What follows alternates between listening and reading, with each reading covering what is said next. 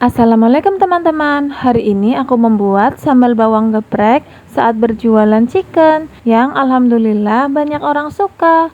Aku masak sambalnya duluan atau enggak dadak bikin, soalnya repot karena jualannya sambil jaga dua anakku.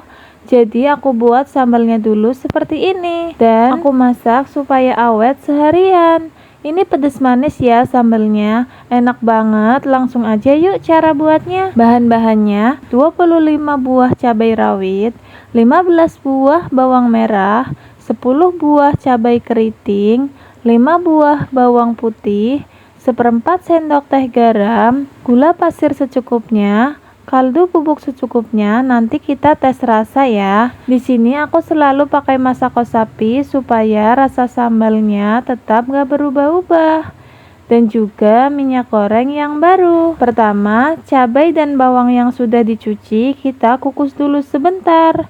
Sebelum dikukus, kita petikin dulu gagang cabenya. Kita kukus di panci yang sudah dipanaskan 12-15 menit tergantung banyaknya bahan yang dikukus. Jangan sampai kematangan atau terlalu layu ya, karena dapat mengurangi rasa. Nah, ini udah mateng, sekarang kita mau halusin ya. Boleh manual diulek atau pakai chopper. Ini saat menchopper aku tambahin pakai minyak yang baru supaya nggak seret ya.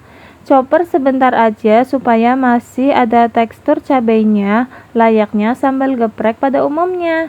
Duh, ini aku agak kehalusan tapi nggak apa-apa, nggak mempengaruhi rasa tapi mempengaruhi penampilan sih. Jadi saat menchopper hati-hati ya, pelan-pelan aja, sebentar-sebentar aja supaya nggak sampai kehalusan. Kalau udah, sekarang kita masak ya. Tuang minyak agak banyak, masukkan sambalnya, aduk sebentar, masak menggunakan api sedang. Setelah meletup-letup, masukkan gula pasir. Pertama aku masukin 1 sendok teh gula pasirnya dan garam seperempat sendok teh. Lalu masukkan juga secukupnya kaldu bubuk. Aduk-aduk, kita masak sampai sambalnya berubah warna menjadi merah dan minyaknya naik ya. Nah, ini aku icip dulu. Pedesnya dapet tapi nggak ada rasa manis gurihnya. Jadi ku tambahin lagi gula pasir dan kaldu bubuknya.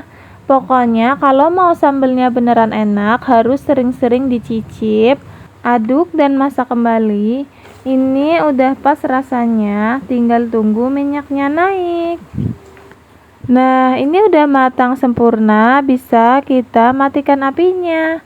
Kita tunggu dingin dulu sebelum dimasukin ke toples, supaya nggak ada uap air yang terjebak di toples dan bikin sambalnya cepet basi. Ini udah dingin sambalnya, kita masukin ke toples ya.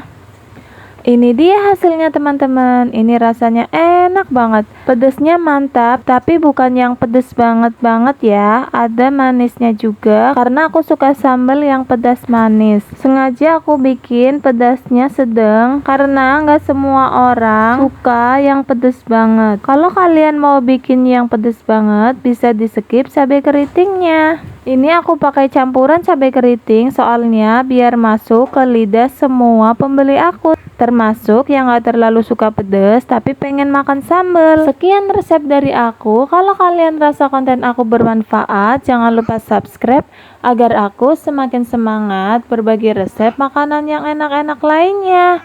Terima kasih teman-teman. Assalamualaikum, selamat mencoba.